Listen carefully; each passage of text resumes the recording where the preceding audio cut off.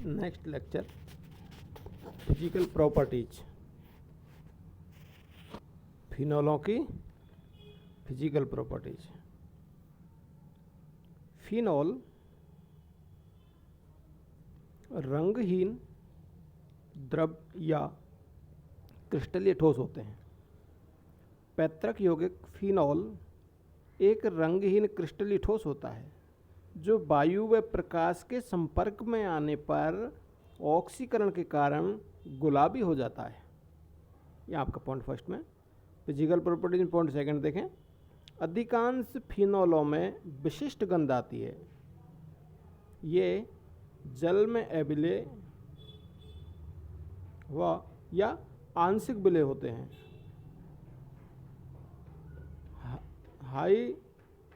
Dihydric phenol जल, alcohol, ether में विलय होते हैं।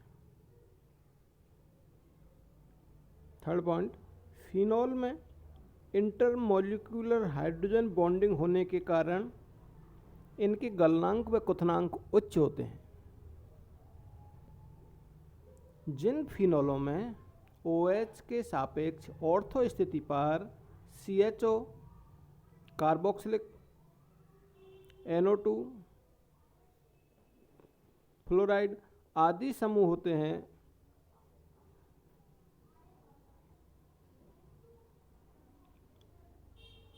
तो उनमें इंट्रामोलिक्यूलर हाइड्रोजन बॉन्डिंग पाई जाती है, जिसके कारण उनका गलनांक व क्वथनांक उनके अन्य समावयवियों की तुलना में कम हो जाता है। पॉइंट फोर्थ, फिनोल विषैले तथा रोगाणुरोधी होते हैं। पॉइंट फिफ्थ, सामान्यतया फिनोल संतृप्त एल्कोहलों की तुलना में अधिक अम्लीय होने के कारण संबंधित संतृप्त एल्कोहलों की तुलना में अधिक ध्रुवीय होते हैं। फिनोल के विशेष भौतिक गुणधर्म देखें, जो कि आप हार्ड कॉपी में देखें। Phenol boiling point 182 degree centigrade, melting point 41 degree, और इसी प्रकार N का भी दे रखी है फिजिकल प्रॉपर्टी, वो PDF में देखें। तो सभी निष्कर्ष पे देखें अब। अतः अम्लीयता का क्रम क्या होगा? 2,4,6 ट्राई नाइट्रोफिनोल सबसे ज़्यादा अम्लीय होता है। उसके बाद आता है 2,4-डाई नाइट्रोफिनोल, उसके बाद पैरा नाइट्रोफिनोल, उसके बाद ऑर्थो नाइट्रोफिनोल, फिर ऑर्थो क्लोरोफिनोल, फिर मेटा एमिनोफिनोल, फिर पैरा एमिनोफिनोल, फिर मेटा नाइट्रोफिनोल,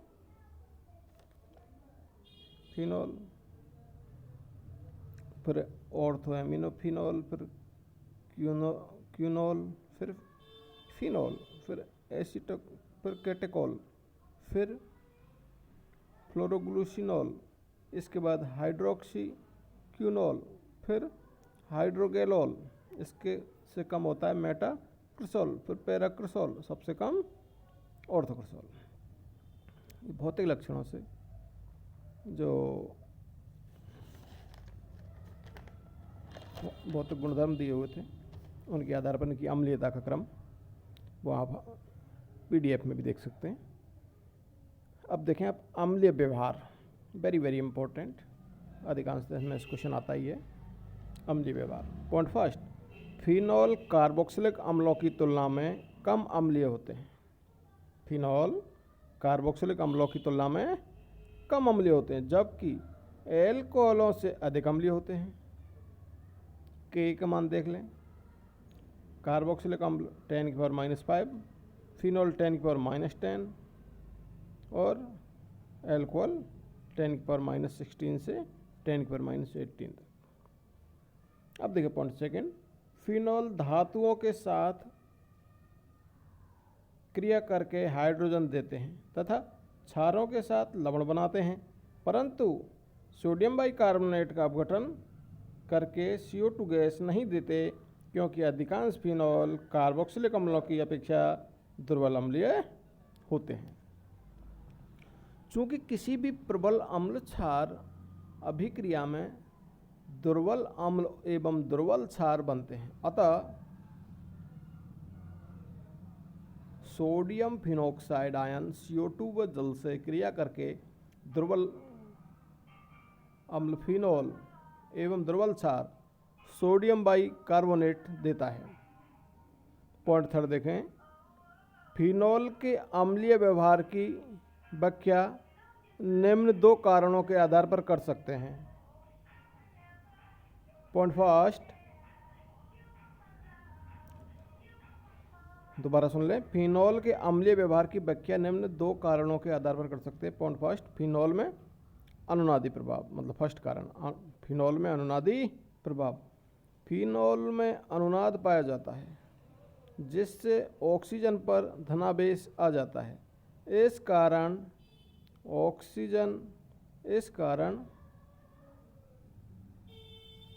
OH बंध के इलेक्ट्रॉनों को अपनी ओर अधिक बल से आकर्षित करती है। मैं कहूँ ऑक्सीजन जो बॉन्ड है बंध के इलेक्ट्रॉनों को अपनी ओर अधिक बल से आकर्षित करती है, जिससे हाइड्रोजन अधिक सक्रिय हो जाती है और प्रोटॉन के रूप में सुगमता से मुक्त हो जाती है। दूसरा कारण, फिनोक्साइड आयन में अनुनादी प्रभाव। फिनोक्साइड के आयनन के फलस्वरूप बनने वाले फिनोक्साइड आयन अनुनाद के द्वारा फिनोल की अपेक्षा अधिक स्थायी होता है, जिसके कारण फिनोल एक प्रोटॉन त्याग कर अधिक स्थायी फिनोक्साइड आयन में परिवर्तित हो जाता है। उपर्युक्त फिनोल एवं फिनोक्साइड आयन की अनुनादी संरचनाओं से यह भी स्पष्ट होता है कि फिनोल की अनुनादी संरचनाएं द्विध्रुवीय होती हैं, जिनमें ऑक्सीजन पर धनावेश व वलय पर ऋणावेश पाया जाता है, जबकि फिनोक्साइड आयन में केवल एक ही प्रकार का आवेश ऋणावेश पाया जाता है। चूँकि हम जानते हैं कि द्विध्रुवीय अनुनादी संरचनाओं का यौगिक के स्थायित्व में योगदान कम होता है, अतः फिनोल के स्थायित्व में उसकी द्विध्रुवीय अनुनादी संरचनाओं का योगदान फिनोक्साइड आयन के बनने पर फिनोक्साइड आयन की अनुनादी संरचनाओं के योगदान की अपेक्षा कम होता है।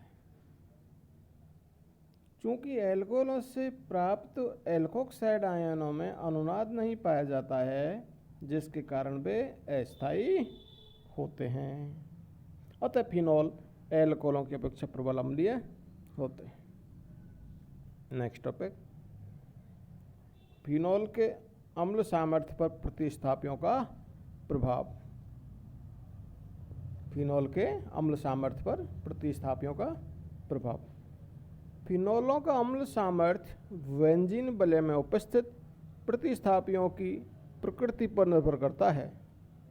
जब फिनोल में OH समूह के सापेक्ष ऑर्थो एवं पैरा स्थिति पर कोई इलेक्ट्रॉन आकृषि समूह जैसे nitro, cyano, carboxylic, aldehydic, COR, ETC उपस्थित होते हैं तो फिनोल की अम्ल सामर्थ्य बढ़ जाती है। ये समूह अपने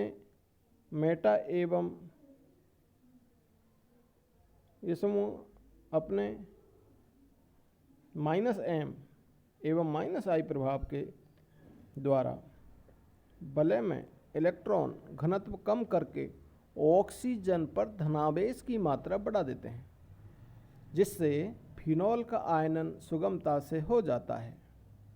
फिनोल के आयनन से प्राप्त फिनोक्साइड आयन में ऋणावेश का -M व -I प्रभाव द्वारा विस्थानीकरण करके उसका स्थायित्व बढ़ा देते हैं। यही कारण है कि फिनोल की अपेक्षा नाइट्रोफिनोल अधिक अम्लीय होते हैं, अधिक अम्लीय होता है।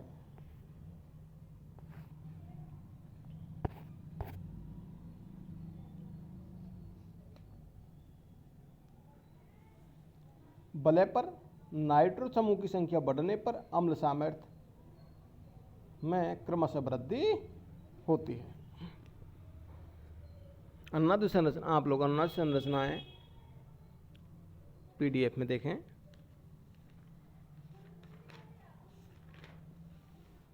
लेकिन यदि इलेक्ट्रॉन आकृति समूह मेटा स्थिति पर उपस्थित है तो फिनोक्साइड आयन के ऋणावेश का -m प्रभाव द्वारा विस्थानीकरण संभव नहीं हो पाता है, अतः केवल -I प्रभाव ही कार्य करता है। इस कारण मेटा समावयवियों का अम्ल सामर्थ्य अपेक्षाकृत कम होता है। यदि ऑर्थो समावयवियों में हाइड्रोक्सिल समूह को हाइड्रोजन परमाणु इंट्रामोलिकुलर हाइड्रोजन बॉन्डिंग में भाग लेता है तो उसके आयनित होने की प्रवृत्ति पैरा समावयवियों की अपेक्षा कम होती है। इस कारण पैरा समावयवी ऑर्थो समावयवियों की अपेक्षा प्रबल अम्लीय होते हैं।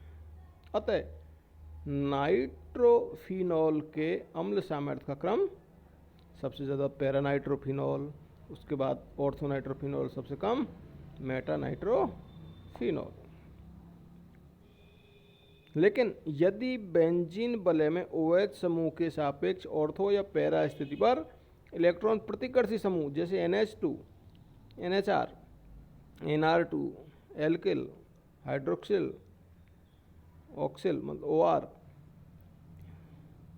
ETC उपस्थित होते हैं तो फिनॉल का अम्ल सामर्थ्य कम हो जाता है, क्योंकि ये समूह +m प्रभाव के द्वारा वलय पर इलेक्ट्रॉन घनत्व में वृद्धि करके हाइड्रोक्सिल समूह के एकाकी इलेक्ट्रॉन युग्म को वलय में विस्थानीकरण की संभावना को कम कर देते हैं, जिससे फिनॉल के आयनित होने की प्रवृत्ति घट जाती है। इसके अतिरिक्त ये समूह अपने +m प्रभाव के द्वारा फिनोक्साइड आयन के बेंजीन वलय पर इलेक्ट्रॉन घनत्व में वृद्धि करके अनुनाद द्वारा ऋणावेश के विस्थानीकरण को अवरुद्ध कर देते हैं, जिससे फिनोक्साइड आयन का स्थायित्व भी कम हो जाता है। नोट देखें, +m इफेक्ट अधिक प्रभावी होता है पैरा पर ऑर्थो से।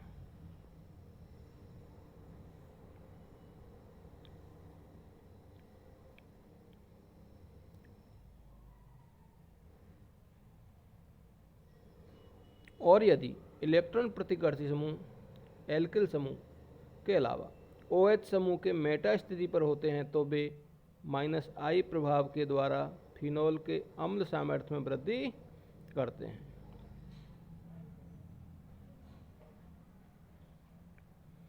एमिनोफिनॉल के अम्ल सामर्थ्य का क्रम सबसे ज़्यादा मेटा एमिनोफिनॉल, उसके बाद ऑर्थो एमिनोफिनॉल, सबसे कम पैरा एमिनोफिनॉल। कुछ महत्वपूर्ण फिनॉल्स की अम्लता का क्रम दे रखा है जो कि आप पीडीएफ में हार्ड कॉपी में देखें। अगला टॉपिक है, महत्वपूर्ण टॉपिक है, फिनॉल की कार्बोक्सिलिक अम्लों की तुलना में कम अम्लीयता। वेरी वेरी इंपॉर्टेंट पूछते हैं। मैंने पहले ही बता दिया कि इन अम्ल सामर्थ्यों में फिनॉल की कार्बोक्सिलिक अम्ल, फिनॉल एंड फिनॉल का एल्कोहल हैं, इनके आपस में तुलनात्मक अम्ल सामर्थ्य में क्वेश्चंस आते हैं। तो अगला टॉपिक आपका है फिनॉलों की कार्बोक्सिलिक अम्लों की तुलना में कम अम्लीयता। फिनॉल कार्बोक्सिलिक अम्लों की तुलना में कम अम्लीय होते हैं क्योंकि कार्बोक्सिलेट आयन में ऋणावेश केवल ऑक्सीजन परमाणु पर होता है, जबकि फिनोक्साइड आयन में ऋणावेश संपूर्ण बेंजीन वलय